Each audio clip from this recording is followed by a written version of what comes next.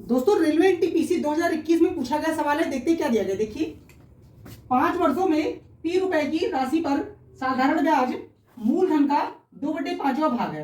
ब्याज की वार्षिक दर क्या है? तो हमें वार्षिक दर बतानी है। अब इसको सॉल्व करने के बहुत सारे तरीके हो सकते हैं, लेकिन मैं आपको बताऊंगा इसका शॉर्टकट। देखिए शॉर्टकट नहीं, बेसिकली फॉर्मूला याद रखिए कि रेट ऑफ इंटरेस्ट हमें जब भी निकालना होगा तो हम फॉर्मूला क्या लगाएंगे, SI इंटू 100 अपॉन P यानी प्रिंसिपल इंटू टाइम। ठीक है, अब देखिए सिर्फ रखिए SI 2 हो जाएगा और इंटू 100 और प्रिंसिपल हो जाएगा 5 भाग, है ना, और टाइम दे रखा है 5 ईयर। तो बस अब इसको सॉल्व करना है, आंसर रेडी है। 5 से कट जाएगा 20 बार में और 5 से कट जाएगा 4 बार में, तो 4 इंटू 2 कितना हो जाएगा 8, यानी कि रेट ऑफ इंटरेस्ट आ जाएगा 8%। Option number D is the right answer. देख लीजिए ये क्वेश्चन एनटीपीसी में पूछा गया था। दोस्तों रेलवे एनटीपीसी CBT 2 एग्जाम में क्वेश्चन पूछा गया था, देखते हैं क्या दिया गया। देखिए एक निश्चित धनराशि 12.5 वर्षों की समाप्ति पर साधारण ब्याज उस राशि का 3/4वां भाग हो जाता है। ब्याज की वार्षिक दर प्रतिशत क्या है? तो हमें रेट ऑफ इंटरेस्ट बताना है। ठीक है, अब इसको बहुत सारे तरीकों से कर सकते हैं, लेकिन हम लोग करेंगे सबसे आसान वाले मेथड से। आसान मेथड क्या है, फॉर्मूले से कर लेते हैं।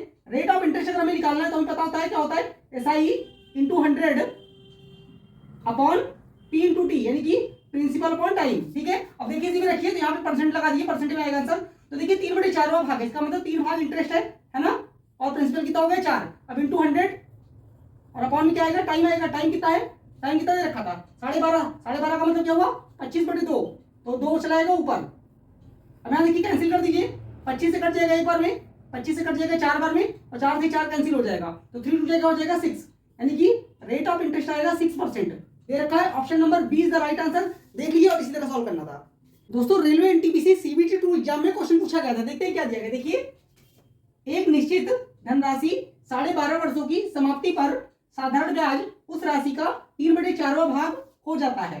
ब्याज की वार्षिक दर प्रतिशत क्या है? तो हमें रेट ऑफ इंटरेस्ट बताना है। ठीक है, अब इसको बहुत सारे तरीकों से कर सकते हैं, लेकिन हम लोग करेंगे सबसे आसान वाले मेथड से। आसान मेथड क्या है, फॉर्मूले से कर लेते हैं। रेट ऑफ इंटरेस्ट अगर हमें निकालना है तो हमें पता होता है क्या होता है, SI into 100 upon P into T, यानी कि प्रिंसिपल अपॉन टाइम। ठीक है, अब देखिए इसी में रखिए, तो यहाँ पे परसेंट लगा दिए, परसेंट में आएगा आंसर।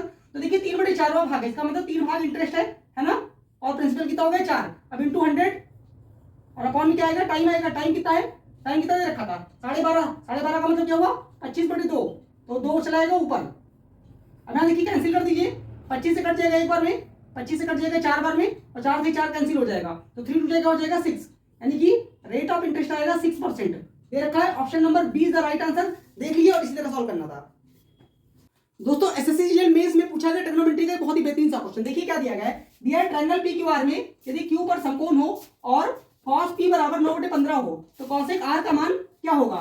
तो देखिए इस क्वेश्चन को सॉल्व करने के बहुत सारे तरीके हो सकते हैं, लेकिन मैं आपको बताऊंगा एक सिंपल सा तरीका। ठीक है, तो पहले एक क्या करते हैं, पहले एक राइट एंगल ट्रायंगल बना लेते हैं। ठीक है, उसने क्या बोला, उसने बोला कि Q पे समकोण है, तो Q यहाँ लिख लीजिए, P यहाँ लिख दीजिए और R यहाँ लिख दीजिए। ठीक है, अब देखिए हम जानते हैं cos दे रखा है ना, तो cos थीटा बराबर क्या होता है, cos थीटा बराबर होता है क्या होता है बताइए, BH, यानी कि बेस अपॉन हाइपोटेनस होता है कि नहीं होता है। ठीक है, अब हम मान लेते हैं कि cos P का मान दे रखा है, तो cos P is equal to, देखिए क्या है 9/15, इसका मतलब क्या हुआ कि बेस का मान हो गया 9, बेस का मान हो गया 9 और हाइपोटेनस का मान कितना हो गया 15।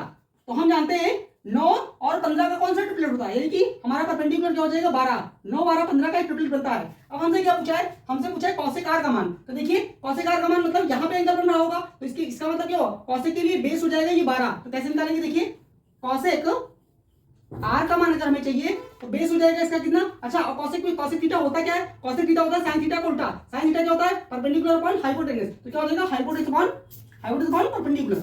ठीक है, तो देखिए यहाँ पे h का मान क्या आ जाएगा, h का मान आ जाएगा 15 और परपेंडिकुलर क्या लेंगे इसका 9, तो इस क्वेश्चन का राइट आंसर होगा 15/9, यानी कि option number C is the right answer. देख लीजिए इस तरीके से करना था।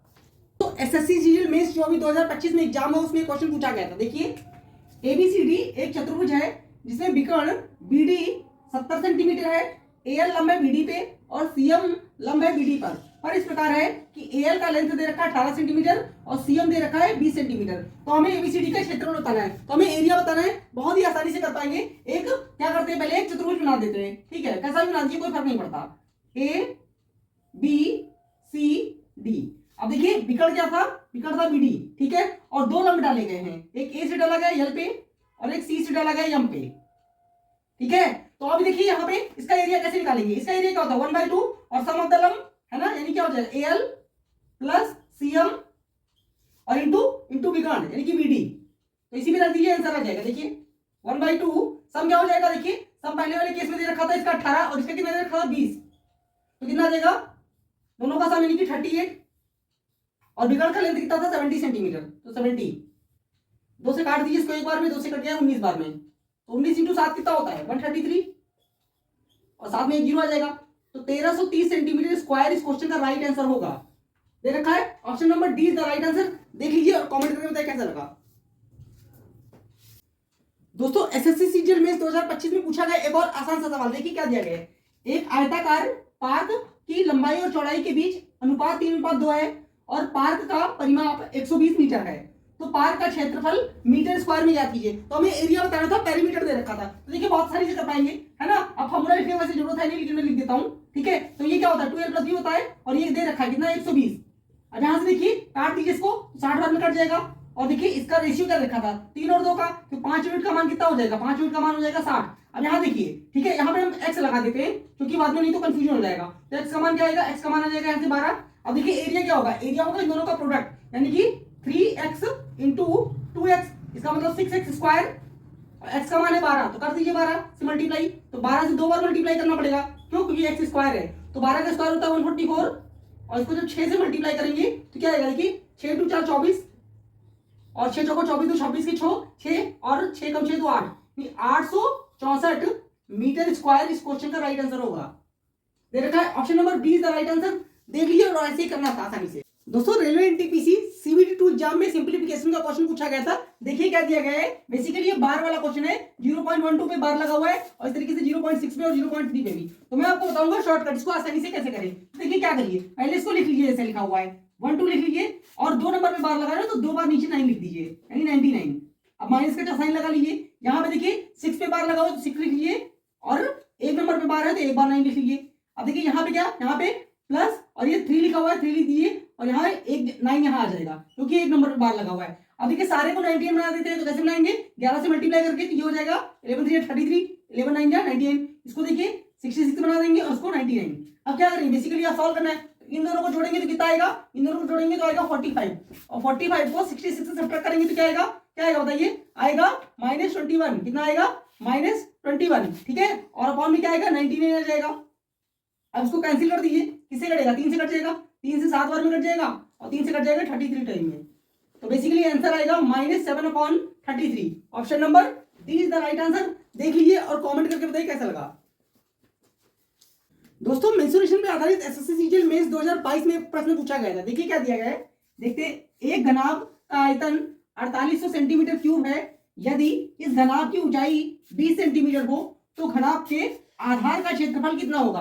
तो हमें आधार का क्षेत्रफल बताना है, बहुत ही आसान क्वेश्चन है, आसानी से कर लेंगे। देखिए वॉल्यूम होता क्या है, वॉल्यूम होता है L × B × H, यही होता है ना, और इसमें हमें हाइट का मान दे रखा है, इसमें हमें हाइट का मान दे रखा है, तो देखिए हाइट कितना है 20, हाइट होगा 20, ठीक है, और हमें L × B यानी कि आधार का क्षेत्रफल क्या होगा, आधार का क्षेत्रफल होता है लंबाई × चौड़ाई, हमें इसी का मान निकालना है, और ये दे कितना रखा है, दे रखा है 4800 सेंटीमीटर क्यूब, ठीक है।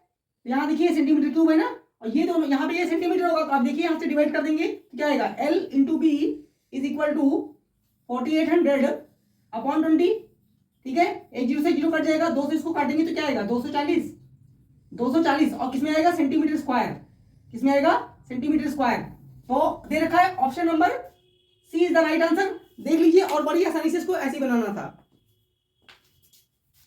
पीसी में आया हुआ क्वेश्चन है प्रॉफिट लॉस का, देखते हैं क्या दिया गया। देखिए किसी वस्तु को 15% लाभ पर तथा उसी वस्तु को 9% हानि पर बेचने पर प्राप्त मूल्य का अंतर 768 रुपए है, तो उस वस्तु का क्रय मूल्य कितना था। तो हमें सीपी बताना है, नहीं कि कॉस्ट प्राइस। देखिए अगर बेसिक से करेंगे तो बहुत ही लेंदी हो जाएगा, हम लोग करेंगे इसको शॉर्टकट से। अगर मान लीजिए 15% प्रॉफिट में बेचा गया है तो एसपी कितना होगा 115%, कितना होगा 115% होगा कि नहीं, और अगर 9% हानि पे बेचा गया तो एसपी यानी सेलिंग प्राइस क्या होगा 91%।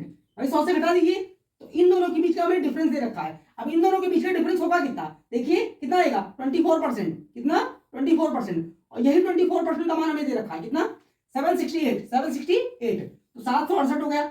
हमें क्या चाहिए, हमें चाहिए सीपी, और सीपी होता है 100%। तो 1% का मान यहाँ से क्या आ जाएगा, 1% का मान यहाँ से आएगा 24 से काटिए, 24 से 3 बार में 72 और 24 से 2 बार में 48, तो 1% का मान आ गया 32। तो 100% का मान क्या आ जाएगा, 100% बराबर 3200, 100 से मल्टीप्लाई कर देंगे। तो इस क्वेश्चन का राइट आंसर होगा 3200 रुपए, यानी कि option number B is the right answer. देख लीजिए पे आधारित एसएससी सीजीएल मेंस 2022 में एक प्रश्न पूछा गया था। देखिए क्या दिया गया है, देखते हैं। एक घनाभ का आयतन 4800 सेंटीमीटर क्यूब है। यदि इस घनाभ की ऊंचाई 20 सेंटीमीटर हो तो घनाभ के आधार का क्षेत्रफल कितना होगा। तो हमें आधार का क्षेत्रफल बताना है। बहुत ही आसान क्वेश्चन है, आसानी से कर लेंगे। देखिए वॉल्यूम होता क्या है, वॉल्यूम होता है L into B into H, यही होता है ना। और इसमें हमें हाइट का मान दे रखा है, इसमें हमें हाइट का मान दे रखा है। तो देखिए हाइट कितना है 20, हाइट होगा 20, ठीक है। और हमें L इंटू बी यानी कि आधार का क्षेत्रफल क्या होगा, आधार का क्षेत्रफल होता है लंबाई गुणा चौड़ाई, हमें इसी का मान निकालना है। और ये दे कितना रखा है, दे रखा है 4800 सेंटीमीटर क्यूब, ठीक है। यहाँ देखिए सेंटीमीटर क्यूब है ना, और ये दोनों यहाँ पे ये सेंटीमीटर होगा, तो आप देखिए यहाँ से डिवाइड कर देंगे तो क्या आएगा, L into B is equal to 4800 upon 20, ठीक है। एक जीरो से जीरो कट जाएगा, 2 से इसको काटेंगे तो क्या आएगा 240, और किसमें आएगा सेंटीमीटर स्क्वायर, किसमें आएगा सेंटीमीटर स्क्वायर। तो दे रखा है option number C is the right answer. देख लीजिए, और बड़ी आसानी से इसको ऐसे बनाना था।